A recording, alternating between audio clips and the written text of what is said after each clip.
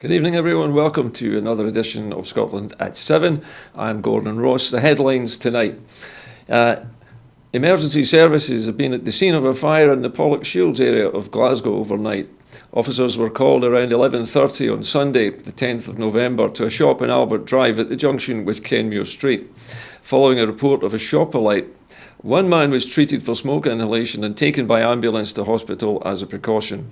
A number of residents were evacuated from their homes, and the building, which included the flats above, has since collapsed.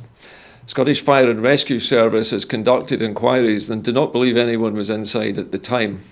Inspector Mags Brennan, who is leading the police response, said, "While we appreciate the disruption to the local community, road closures are in place for safety reasons and will remain there for the foreseeable.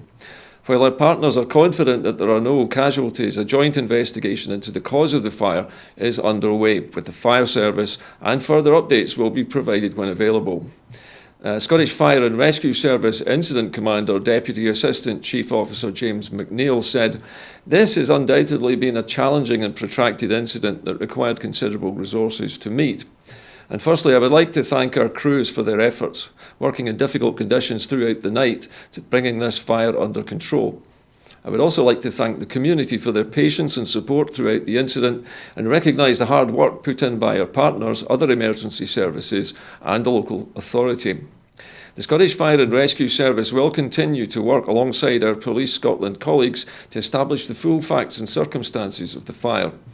A Glasgow City Council spokeswoman said, "A rest centre is still in operation at the tramway, where residents are being offered assistance and advice from our staff, and we will continue to liaise with the emergency services. Our building control officers are on site, and Pollokshields Primary School and Pollokshields Early Years Centre are closed today, and the staff will keep families updated with information." And now to Armistice Day. And on the BBC Breakfast programme this morning, during a story about party pledges of support for veterans, BBC News played out a clip from the 2016 Cenotaph Memorial, showing Boris Johnson laying a wreath at the cenotaph, instead of a clip from yesterday's ceremony, which showed Johnson laying his wreath upside down. The BBC tweeted an apology, claiming it was a production error. The SNP demand that the UK government tackle shameful levels of homeless veterans. Carol Monaghan, the SNP's candidate for Glasgow North West and the party's Westminster Armed Forces and Veterans spokesperson, has demanded that the UK government step up efforts to tackle the shameful number of veterans who have been left homeless and face another winter without shelter. With charities estimating that the number of homeless veterans in the UK could be as high as 13,000, the SNP's manifesto for the upcoming general election will include a key commitment to press the Ministry of Defence to use vacant MOD homes to house homeless ex-servicemen. SNP MPs will also ramp up pressure on the UK government through Martin Docherty-Hughes' private members' bill to give the armed forces a representative staff body, to strengthen and support the rights of military personnel, assist with pay and conditions negotiations, and to act as an investigative body for widespread concerns or issues. Commenting, the SNP's Armed Forces and Veterans spokesperson and candidate for Glasgow North West, Carol Monaghan, said, "A career in the armed forces should not only be something that people can take pride in pursuing, but one that receives the best possible care and support. It's shameful that thousands of veterans are facing a winter on the streets without shelter, with some estimates putting the figure as high as 13,000. That is unacceptable, and the UK government is letting down our veterans. And that is why, in this general election, the SNP will commit to pressing the Ministry of Defence to use vacant MOD homes to house homeless ex-servicemen." In Scotland, the SNP government has already established a Scottish Veterans Fund, which is providing more than £1.3 million to veterans and ex-services charities across Scotland to help promote employment, social inclusion, health and well-being for veterans and their families. The Scottish Government was also the first administration anywhere in the UK to have appointed a Scottish Veterans Commissioner, dedicated to promoting the interests of former members of the armed forces. Our valued veterans and the armed forces deserve the highest level of care.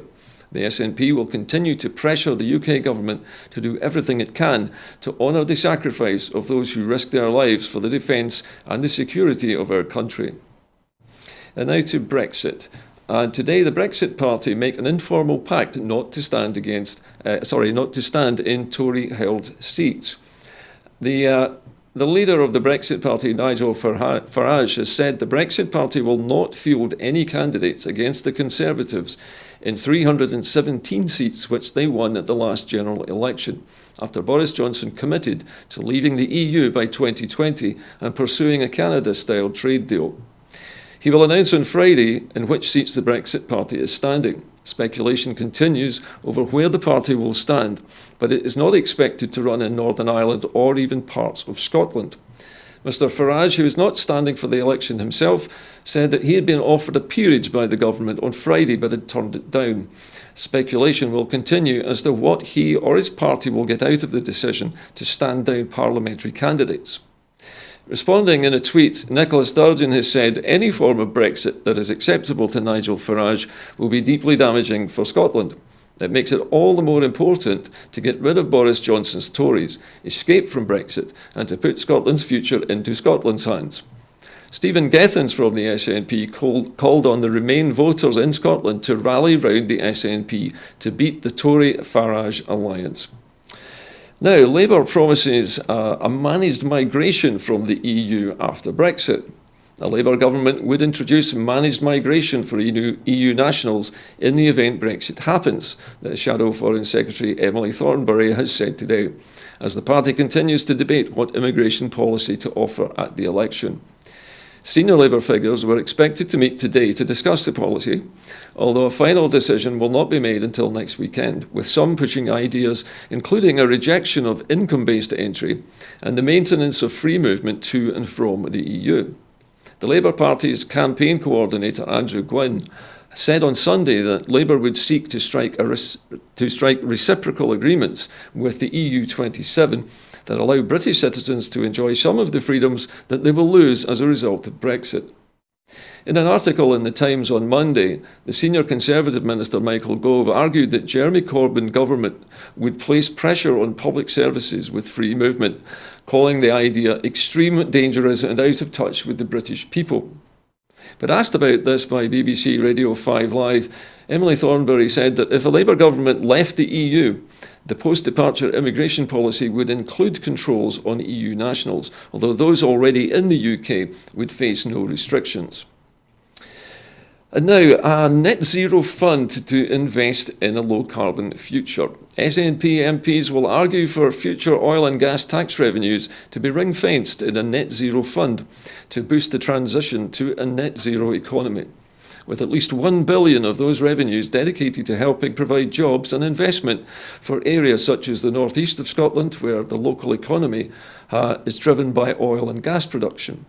With clear commitments from the SNP and the Scottish Government to move to a net zero climate emissions by 2025 and to challenge the UK parties to match that ambition, investing the tax revenues from oil and gas in low-carbon energy, transport, infrastructure and jobs could form a major part of the transition to a zero-carbon society as we move away from reliance on oil and gas. The Office for Budgetary Responsibility projects that over the next 5 years, oil and gas revenues will be worth £8.5 billion, all of which should be ring-fenced to support long-term investments in tackling the climate crisis. The SNP will argue that at least £1 billion of the fund should be set aside to support a just transition for areas in the North East, Falkirk and Shetland, where the oil and gas industry is a major employer. Heat Networks report reveals a huge potential for Scotland. The Scottish Greens have welcomed a report by Scottish Renewables, which shows the enormous potential for expanding district heating networks. The report shows that to meet this potential, more regulations, incentives and powers for councils are needed. Commenting, the Green Energy spokesman Mark Ruskell said, "This report shows that industry has an appetite for ambitious, broad policies to decarbonise the way we heat our homes. The lack of ambition on this from the Scottish Government is unacceptable. We're in a climate emergency, yet 4 out of 5 homes in Scotland are still heated by gas, some by oil and even coal. Recent figures show the Scottish Government won't even meet its own meagre target of 11% renewable heat by next year. While it's disappointing that Westminster cut the subsidy for green heating, we don't have time to sit on our hands. This report shows that there's plenty we could do now with building standards and planning. We need a strong policy framework for warm, affordable and zero-carbon homes, such as we propose in the Scottish New Green Deal. And now to the Spanish general election. Socialists will not join forces with their arch-rivals, the People's Party, after failing again to secure a majority. Spain's governing Socialist Party has ruled out a grand coalition with its arch-rivals, the Conservative People's Party, or PP, after a deadlocked election marked by a surge in support for the far-right Vox Party. After winning the country's fourth general election in as many years, but again failing to secure a majority, the Spanish Socialist Workers' Party, or the PSOE, also rejected a return to the polls, saying that another election would be an institutional failure. The PSOE won 120 seats on Sunday, 3 fewer than in the inconclusive election in April. Its leader, Pedro Sanchez, the acting Prime Minister, appealed for his opponents and rivals to act generously and responsibly to unblock the political situation in Spain. Pardon me. The PP finished second with 88 seats and Vox came third, more than doubling its seat count from 24 to 52. The anti-austerity Unidas Podemos came fourth with 35 seats, followed by the pro-independence Catalan Republic Left with 13 seats. The centre-right Citizens Party tumbled to sixth place, dropping from 57 seats to just 10, which prompted the resignation of its leader, Albert Rivera. And now to Hong Kong, and the violence escalates as a protester is shot by the police. A Hong Kong police shot and critically wounded a protester, and a man was set on fire on Monday in violence that prompted leader Carrie Lam to denounce the enemies of the people and drew a chilling warning from a senior Chinese newspaper editor. Protesters threw petrol bombs at police after a weekend of clashes across the Chinese-ruled territory, marking a dramatic escalation in more than 5 months of often violent pro-democracy unrest. The violence has far exceeded the call for democracy, and the demonstrators are now the people's enemy, Hong Kong's Chief Executive Lam said in a defiant televised address. If there's still any wishful thinking that by escalating violence the Hong Kong government will yield to pressure to satisfy the so-called political demands, I'm making this statement clear and loud here. That will not happen. Police fired tear gas in the narrow streets of the central business district, where some protesters crouching behind umbrellas blocked the streets as office workers crowded the pavements and hurled anti-government abuse. Some passers-by took cover inside the landmark mall, one of the oldest and most expensive, as volleys of tear gas rained down. The editor-in-chief of China's Global Times tabloid, published by the state-owned People's Daily, said that Hong Kong police had nothing to be scared of. You have the backing not only of Hong Kong and the Chinese people, but also Chinese soldiers and the People's Liberation in Hong Kong, Hua Jing wrote on his blog. If they can go into Hong Kong to provide support at any time. Police fired live rounds at close range at protesters in Sai Wan Ho, on the eastern side of Hong Kong Island, and one 21-year-old protester was wounded. Police said the victim is now in a critical condition. Resident Anson Yip, 36, said protesters were building a roadblock when the police ran to the scene.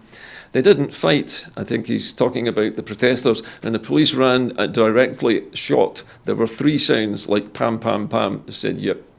Video footage showed polystyrene boxes and other debris littering a crossing and blocking traffic. A protester wearing a white hoodie and mask walks towards a policeman as if to challenge him. The officer draws his gun and points it at him at close range and grabs him around the neck. As the officer holds the man with his left hand, he shoots another approaching masked protester at close range with his right hand. 3 shots ring out and the man falls to the ground. The man fell just a couple of metres from a large makeshift memorial to a student who died from a fall in a car park last week, the blood staining the street next to the candles, the flowers and the anti-government posters. The live rounds fired by police are clear evidence of reckless use of force, Amnesty International Hong Kong has said in a statement. Another policeman was seen driving at high speed into a group of protesters on a motorbike. And these are not policing measures. These are officers out of control with a mindset of retaliation. The police have said the motorcycling officer has been suspended. Video images online also showed a man being doused in petrol on another setting him on fire outside the Mao On Shan Plaza in the New Territories. Engulfed in flames, the man was able to rip his shirt off and douse the blaze. Police have said that he is in a critical condition.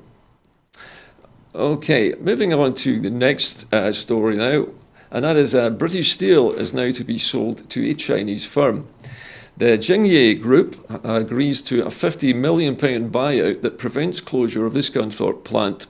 British Steel is to be sold to the Chinese firm Jingye, and the UK government announced today, in a deal that could safeguard 4,000 jobs and prevents the closure of the company's Scunthorpe site. Jingye and the government's official receiver signed a sales contract on Monday, with a formal deal subject to regulatory approvals as well as consultations with employees over the new job offers. The deal is worth about £50 million, a person close to the talks said. An announcement on the Insolvency Services website said Jingye's new UK subsidiaries had agreed to acquire the business and the assets of British Steel Limited. As well as the main site in Scunthorpe, the contract also includes mills in Teesside and Skinning Grove and subsidiaries in Workington, the Netherlands and France. Jingye is planning about £1.2 billion of investment in British Steel over the next decade, including upgrading, lowering emissions and improving energy efficiency. In a statement, Jingye said it anticipates making offers to as many employees across the business as possible. A person with knowledge of Jingye's plans said no guarantees could be given before the deal was formally closed. In other news, Scottish MEP calls for the Scottish Government to take the lead in this year's December fisheries talks. SNP MEP, Christian Allard, has called for the Scottish Government to take the lead UK role in this year's December EU Fisheries Council, the meeting where fishing quotas will be negotiated for 2020. The meeting will take place just days after the general election, during a period when talks for the formation of the new UK government may well still be unresolved. There is therefore a risk that the UK will be without a functioning government during the vital fisheries talks. Mr Allard has said that by allowing the Scottish Fisheries Secretary to lead the negotiations on behalf of the UK, full preparations could be made away from post-election turmoil in London. The EU rules fully permit ministers from devolved governments to lead in council meetings, with the Flemish Fisheries Minister routinely negotiating on behalf of Belgium as of right. And Mr Allard stated, the threat of Brexit is causing huge uncertainty across the entire Scottish economy, and nowhere is this truer than in the fishing industry. Huge promises were made to the sector by the Leave campaign, but equally huge questions remain unanswered. One thing that is certain is that the UK will have to take part in this December's Fisheries Council, and that these talks are crucial. The scientific advice on certain key stocks is concerning, and it's imperative that the UK is represented by a fully focused negotiating team. These talks will take place immediately after the general election, and it's far from certain who the relevant government minister might be. We may have an outgoing Tory minister for whom achieving a bad deal and then blaming the EU would be the political priority. Whatever the outcome of the election, we already have Scottish Government in office, and Scotland makes up by far the largest part of the UK fishing industry. Fergus Ewing has the experience and the political motivation to defend Scotland's interests, and the UK should allow him to lead the delegation to these vital talks. And now to flooding action. In light of recent floods, in fact, an action plan to help homeowners and businesses prevent damage caused by flooding has been launched. Living with Flooding sets out advice to stop or mitigate flooding, and says minor adaptations, such as installing a flood guard or raising the height of electrical sockets, can prevent damage or reduce the amount of time spent in temporary accommodation. Launching the action plan in Main Street, Clackmannanshire, which was hit by flooding in 2012, the Environment Secretary Rosanna Cunningham said, "Flooding is devastating for those affected, from the initial emotional shock of having possessions or stock destroyed, to the financial strain of leaving your home or closing your business. I hope everyone with a property at risk of flooding will benefit from this action plan." Karen Donald from AXA Insurance, the chair of Property Flood Resilience Delivery Group, has said, "While there continues to be action to help alleviate the effects of flooding, such as flood schemes and urban draining schemes, the responsibility for protecting property rests with the owner. This action plan equips homeowners and businesses with information about effective measures that can make a big difference in the event of a flood." And now to tourism.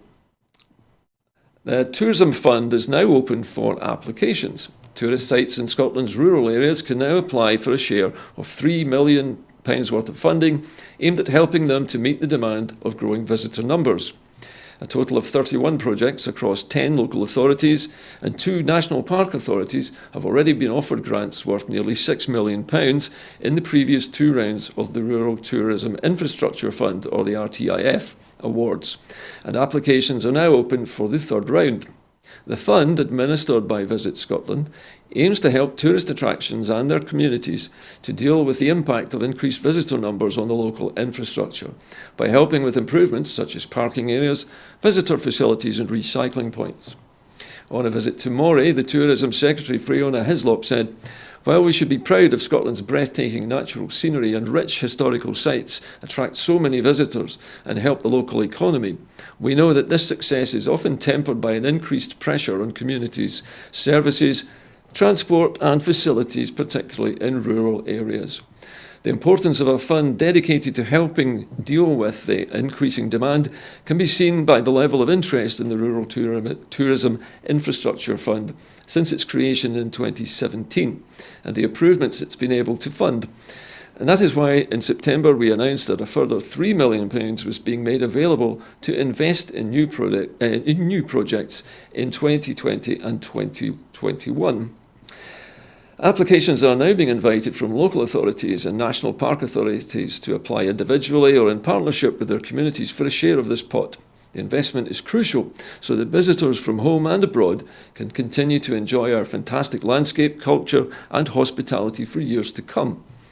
Visit Scotland Chief Executive Malcolm Roughhead said, "I'm delighted that Visit Scotland will again be able to assist local communities experiencing pressure points to improve their facilities through our administration of the Rural Tourism Infrastructure Fund.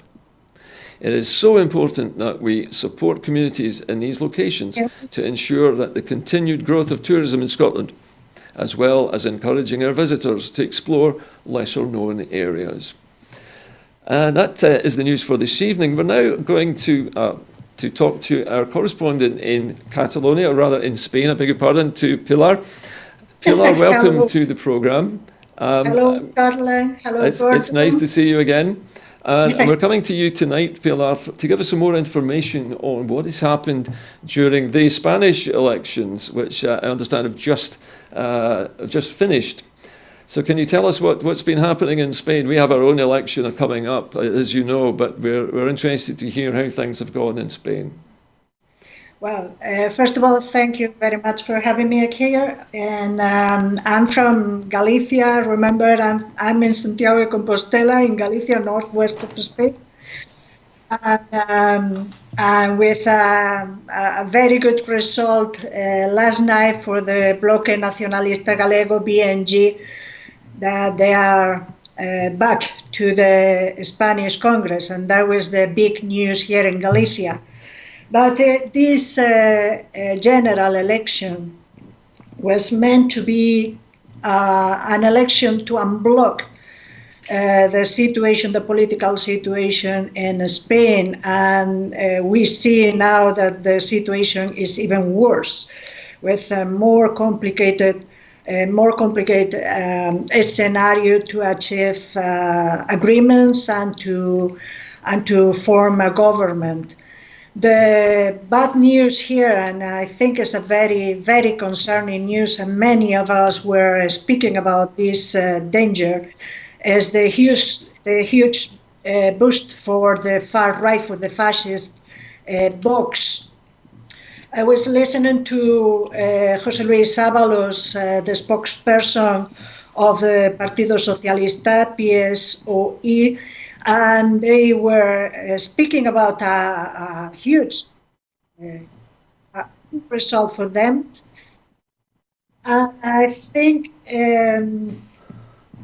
I think they're not aware of the situation, or else, I don't think they are. Something is Are wrong you with having some this. problem with the sound, Pilar? I You are. Let me just take over a little bit for you while we sort out the sound issues. Now, I think Pilar was hearing an echo there for a moment, but anyway, okay. Yes, sir. Pilar, I understand that Pedro Sanchez is still the acting president at the moment. Is he now in a weaker position than he was before the election? Well, yes, he decided to go for these elections. He decided to no form a government with Podemos. Many commentators here in Spain are criticizing the strategy of Ivan Redondo. I compare Ivan Redondo with Cumming, the personal advisor of Boris Johnson, because the only thing that Ivan Redondo with this strategy achieved is for the far right to get to double the seats. And now we're facing fascist third force in the Spanish parliament. So these far right, this far right party, it's Vox? It's called, is it not? VOX? Is that the correct name? I understand Vox. that their vote share has doubled in this election. They've doubled their support. Yes, they have 52 seats, and with these 52 seats, they can handle a lot of laws. They can put forward a lot of proposals against different organizations. They were threatened, the nationalist parties in the Basque Country or the Galician parties or in Catalonia, to illegalize these parties.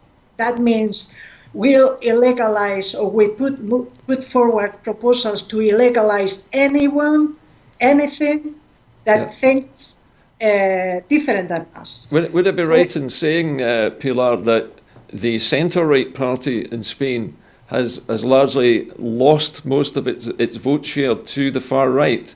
Am I reading this correctly?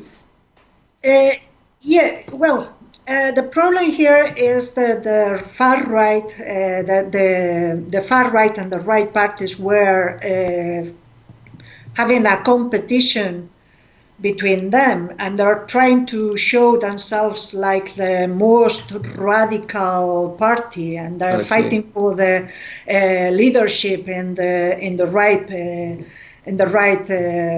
Yeah. So this, in many ways, this seems to be a reflection of the situation we have here between the Conservative Party and the Brexit Party. Yeah. Yeah, exactly. Except in our case now, that the Brexit Party has decided to withdraw almost half of its candidates to help the Conservative Party. Do you anticipate any kind of pact taking place, any kind of alliance between the centre right and the far right, or is that unrealistic? Well, no. Here there's now we are speaking about the possible scenarios, and the possible and the different scenarios could be a grand coalition between the Partido Socialista and the Popular Party, the PP. That would be the big parties, the traditional big parties like the Tories and Labour, for example. But I think I could see that possible, but the strategy from the Socialist Party now is trying to get an agreement with progressive forces. Okay. The question is if they are going to be capable of doing that, because that was precisely the problem before in April.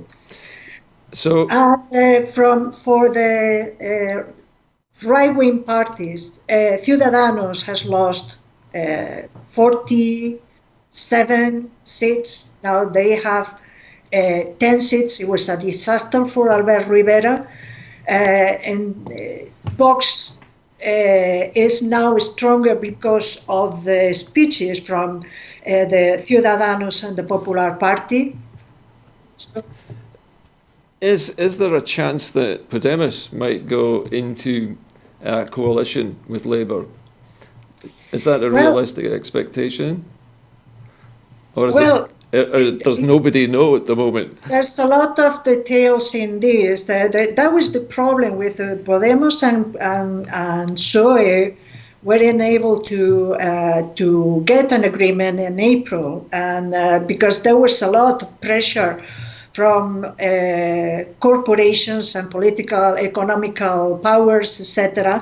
So, of course, the Catalan case is the main problem in the state, is one of the main problems in the state. And the position from Podemos, Podemos defends or supports a referendum in Catalonia, even they are not they are not a pro-Indi party, but they support a political solution, and that political solution would be a referendum in Catalonia, and that's the main problem, and that's the huge difference between the Partido Socialista and Podemos. So the situation is exactly the same, even worse, because. So this election hasn't moved anything on. In fact, it sounds like it's made it even more difficult for both Pedro Sanchez and also presumably for the Catalan Republic party as well, who obviously are trying to find a way to. Are there other regional parties as well, such as the Basques, who might be involved in this? The Basque Country, the Basque Nationalist Party are the most, the strongest one in all the scenario, and they are. In fact, let me just point out the fact that the Vox, for example, didn't get any seat in the Basque Country, Navarra, La Rioja, and also here in. So they're not popular, and they're not popular in the autonomous regions of Spain at all. The Vox Party. You're saying they haven't got any traction there at all. Well, yes, in Catalonia they got 2 seats, I think, if I'm not mistaken. So they have won 2 seats in Catalonia. They won 2 seats in. Yes, let me see. I would imagine that must be a worrying development for Catalans. That they are not only trying to struggle for independence, but they now might have a far right getting a toehold in their area. The problem with Catalonia, all this scenario is worse now because if you see how the Spanish channels have handled all this process, all this electoral process, you can see that Catalonia was shown like almost a world nation. It was a world scenario. It was almost like the Basque Country in times of ETA. Yeah. With all the violence, with all the police violence, and this kind of debate was so nasty. It was so awful. When you go to the streams and you put the debate on the streams, you got the extreme right and the fascist groups stronger, and with all the fragmentation from the left parties, you have this scenario. And it's the case of, for example, Podemos and Más País. In the case of the Catalan parties, pretty much the same, because they got a good result. They got, for the first time in general elections, in state elections, they got more than 40% of vote. but they are fighting between each other. So There's differences between Junts per Catalunya, la CUP, and Esquerra Republicana. Esquerra Republicana lost votes from, if you see April, in April, Esquerra Republicana got more, up to 1 million votes, and now they have, I think, 200,000 less. And Junts per Catalunya improved the result, and CUP, it was the first time standing in these general elections. So they together got a good result. Even like that, they have no majority in Catalonia for UDI. And some of the parties in Catalonia are supporting this idea still. Esquerra Republicana is more like looking for a Scottish-style solution. I see. We obviously the Scottish independence movement here has had its own troubles, its own divisions, and there are still some minor divisions about how the SNP particularly is approaching both this election and the referendum, which we hear is going to be held perhaps next year. But generally speaking, here in Scotland, there is a much more united front, I think, when it comes to independence. People are prepared to set aside their differences about UDI or about the approach method for obtaining independence. They're prepared to let the SNP try this and to go ahead with this referendum, which, of course, you know, the Scottish government and the Scottish Parliament is at the present time laying the legal legislation for this referendum to take place so that it can happen in a legal way without being challenged. Also, another development this week, which you might not have heard of in Spain, is that Michael Russell from the SNP has said that if Boris Johnson continues to reject our appeals for a Section 30 order, that he will sue Boris Johnson.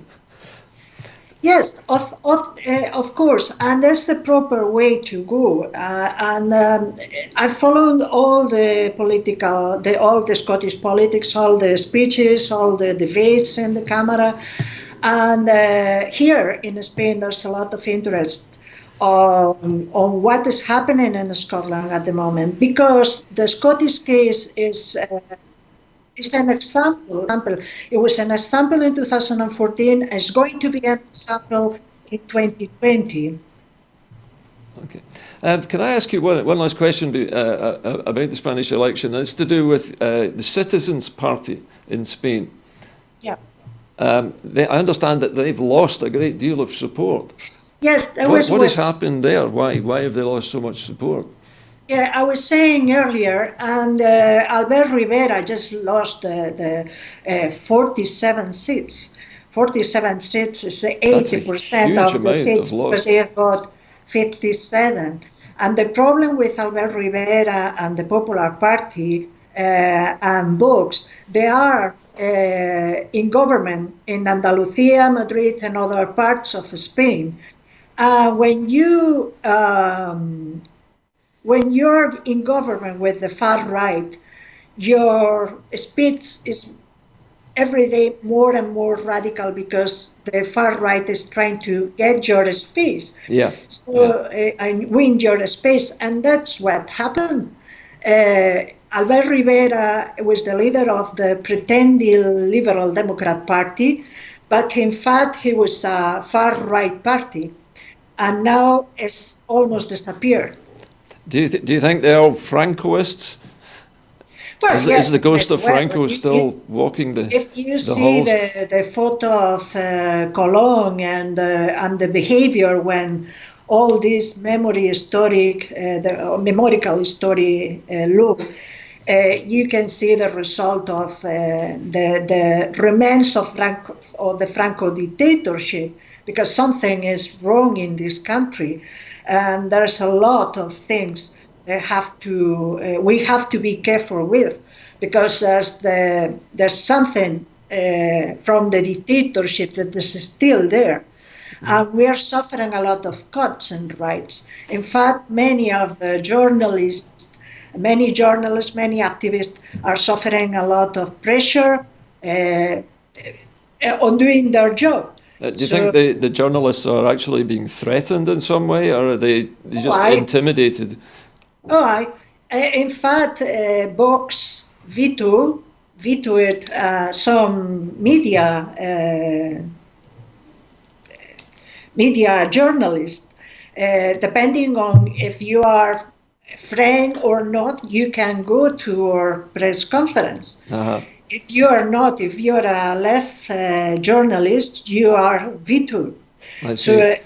It sounds a little bit like the way President Trump treated the press, where he would ban certain members of the press corps from press conferences. Is it something similar to this? Are they just taking away the people who are asking the difficult questions? Well, we're living in strange times, because Vox is just dictatorship, is how dictatorship works. Yeah. But I was saying before, I was telling you about José Luis Ábalos, the spokesperson for Partido Socialista. He was giving a press conference. Some journalists were speaking, who were asking questions, reasonable questions, and he was getting angry and telling the journalists, "You cannot ask that. You have to ask this and this." So you're saying that he was actually telling the journalists what questions they were allowed to ask him? This is great. Well, if I can just turn things around a little bit, Pilar, and ask you for your view from Spain of the British elections, of what's happening here at the moment in the United Kingdom, and how things are being seen from Spain. We heard just yesterday, day before yesterday, that Clara Ponseti and her arrest warrant, the international arrest warrant, has been dropped again, or it's been thrown out. I think it's been sent back by the Scottish courts as a rambling document that didn't seem to make much sense to the Scottish courts. But apart from that, how are things been seen from Spain in terms of the British general election? Well, we call that chapuza. It's a word for you, chapuza. And the case of Clara Ponsati, the foreign minister, the Spanish minister, Borrell, yes, the education minister, I think. Yes. He shared a tweet with personal documentation of this arrest warrant, and he had to delete that tweet with all this documentation. It's just unbelievable from a very professional politician like Josep Borrell to make that mistake. Yeah. I think many of the commentators say that all these arrest warrants were part of the electoral campaign. But we don't know what is going to happen now. Even with this, we don't know what is going to happen. From Esquerra Republicana, for example, are calling for amnesty. Okay, and I have this here. Is the lovely picture of Nigel Farage, is it? Yes. Well, the El País called ultra-nationalists, and that's the news today. And the news today is the Spanish media reporting on the support from Farage to Boris Johnson, which is not a surprise, isn't it? So what do you think Boris Johnson might have offered Nigel Farage for this amazing sort of climb down, and basically he's removing half of his candidates from the entire general election because he just wants to help Boris Johnson. Many people here are highly sceptical about Mr. Farage's motives here. He claims that he was offered a peerage to become a knight and he turned it down. There must be something in this for the Brexit Party, I think. Actually, it's a good question. It's a good question. You can imagine a lot of things, but if you remember, Farage was telling Boris Johnson to withdraw this latest agreement with the EU. So I don't know exactly what is happening there, but something dodgy is happening. It's not a surprise because, if you see the behavior when Cameron was the Prime Minister with the UKIP, we're seeing the same movements, and it's pretty much the same. For Scotland, from here, Scotland is the main issue in all this United Kingdom Brexit problem. Also Northern Ireland, but Northern Ireland has the full support of Ireland and the EU. Yes, so indeed. Something which we can only look on and hope for ourselves. We are shut out of this at the moment. So now for Scotland, it's going to be very, very important. And let me tell something. In the Spanish elections, the turnout in Spain was lower, 5 points or something. Except in Galicia. In Galicia, it was 5 points. Yes, it was 5 points higher, despite of the miserable weather. Because yesterday was a Guy Drecht Day.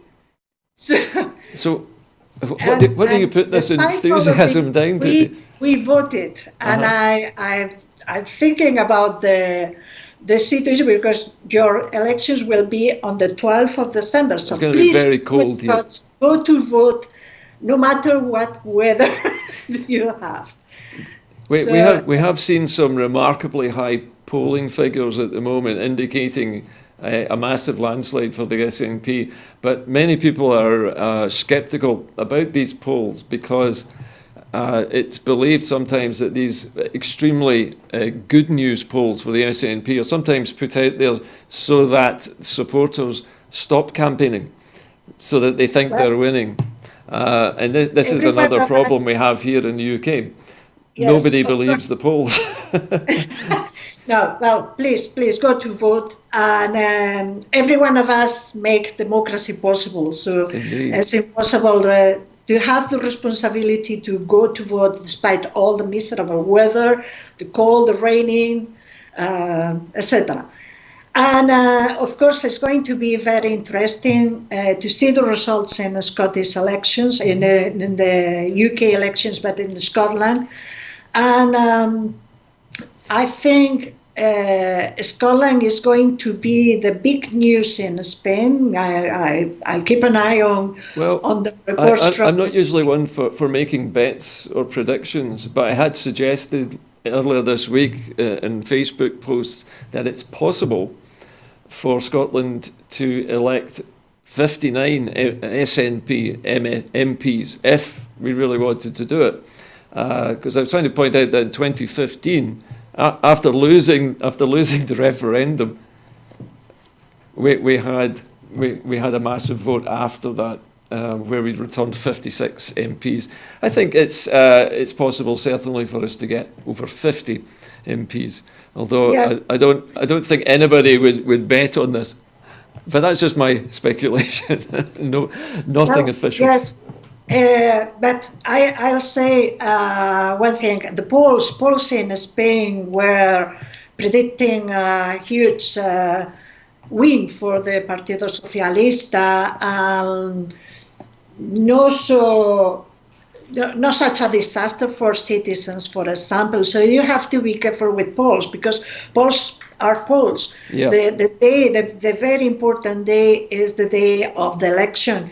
and the electoral, people has to take responsibility for that. And we're living in strange days, in strange times, because we're tired of politics. I speak to a lot of people here, and you can see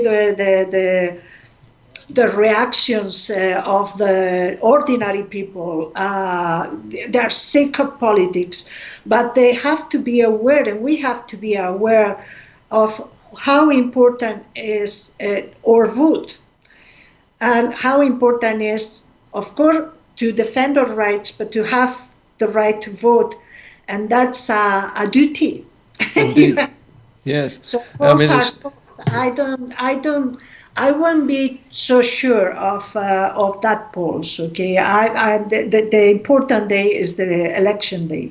I think you're right. And in the previous independence referendum in 2014, the actual turnout set world records. It was so high, in some places up to 96% turnout, which I think is a record that's never been broken by any country in any referendum or election since.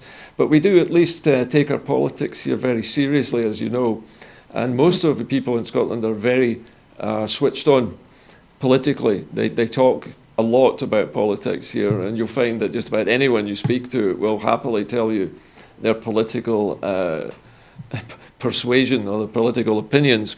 I was just wondering, since Spain has ended up virtually in the same kind of political situation that the United Kingdom is in at the moment, where the country seems to be paralysed, with parties unable to form a government with any kind of majority. We have almost exactly the same situation in Westminster.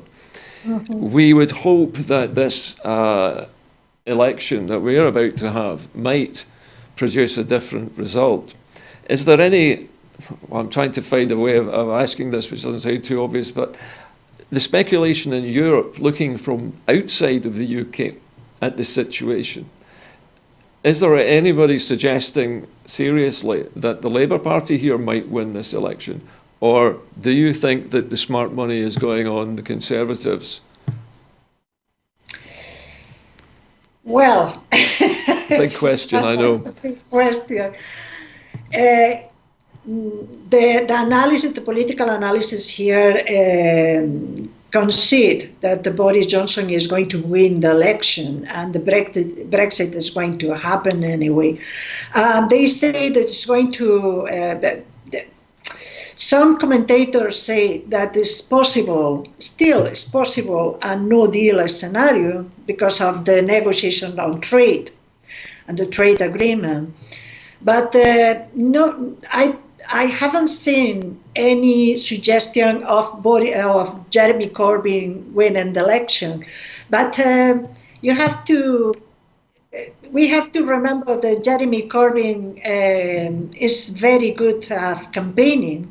So let's see what happens with Labour. Okay. I don't see the Liberal Democrats in Scotland are going to have... you think the Liberal Democrats are going to make a difference in this election?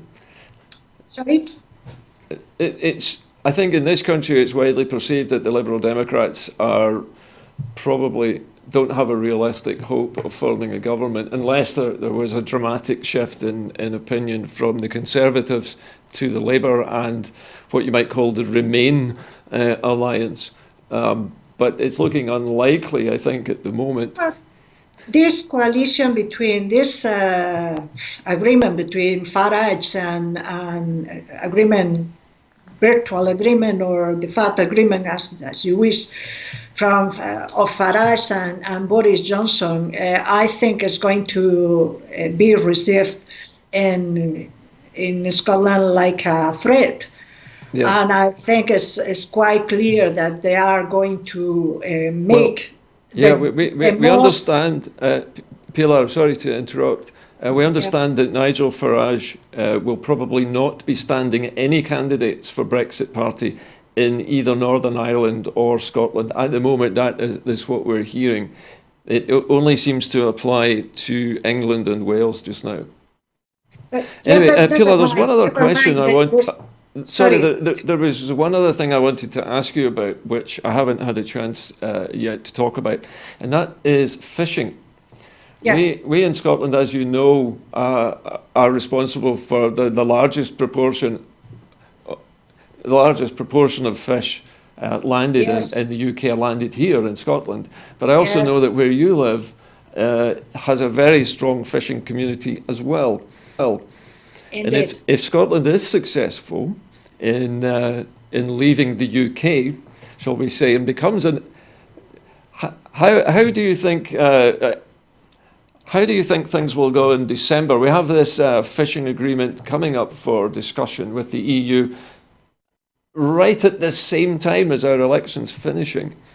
Well, I've seen a lot of news from the fishing sector here in Galicia. Galicia, of course, is a fishing nation, okay? And there's a lot of concern about Brexit and all the trade agreement in Brexit and how fisheries can be affected. But I have to say that following the fishery sector and the fishery news from Scotland, I see the Scottish government has to want to protect and defend the interest in Europe, and it's the right thing to do, because if you leave the fishing agreements in the hands of the conservative parties, the fishing community will. We have. Pilar, forgive me, I'm getting a little bit of interference here. What I was going to ask you, Pilar, was the fishing agreement, which is coming up for discussion virtually the day after our general election is finished. The SNP has suggested that their fisheries spokesman be allowed to actually lead the UK negotiations. Do you think that would be a possible way around the problem? Because we do not know at the moment who the fisheries minister might be, because it's so close to the general election. There might be an outgoing minister, or there might be no one. We really don't know who will represent us at the EU fisheries talk at all at the moment. In my opinion, I think the proposal from Christian Allard is the proper one, is the right thing to do. And I think because of the power grab of the Tory government, you have to be careful with that, because the conservative governments here in Spain and and in Scotland want to re-centralize powers. They don't believe in devolution. They don't believe in respecting the devolution settlement. So you have to be careful with that. Well, we understand that some of the fish stocks have been sort of highlighted by the scientists as being at risk. And there is some question over whether the quotas for some fish stocks should be lowered or even suspended in order to preserve the stocks. We know that fishermen, obviously, they like to fish. They like to be at sea making money. But also, overfishing is going to wipe their business out eventually because they're forced to travel further and further away to try and find fish. Has overfishing been a problem for the Spanish fleet, do you think? Have they? Yeah, absolutely. It's the same problem here. Yeah. I think all Europe have the same problem. Okay. Well, Pilar, listen, I'm going to conclude our conversation there for this evening. We're just running out of time here in the studio, but I'd like to thank you very much for your contributions this evening. It's fascinating to hear about your own general election and the strange similarities between what's happening in Spain and what is happening here. So thanks very much for joining us this evening, Pilar. Thank you very much for having me. Thank you very much. Bye. We'll talk to you soon. Go to vote. Go to vote. Okay. Bye-bye, Pilar. Thanks again. And so we're coming up to the end of tonight's programme. And in closing, as usual, I'll be making our normal appeal for help in making more programmes. As you know, making programmes on television is expensive, and to allow us to continue to produce programmes for you. And in order to pay the bills at our studio, we need your help. And your £5 a month as a Broadcasting Scotland supporter will allow us to do that. So the details of how to contribute are on your screen now, but that only leaves me just enough time to say thanks for watching, and from this edition of Scotland at 7, a very good night to you.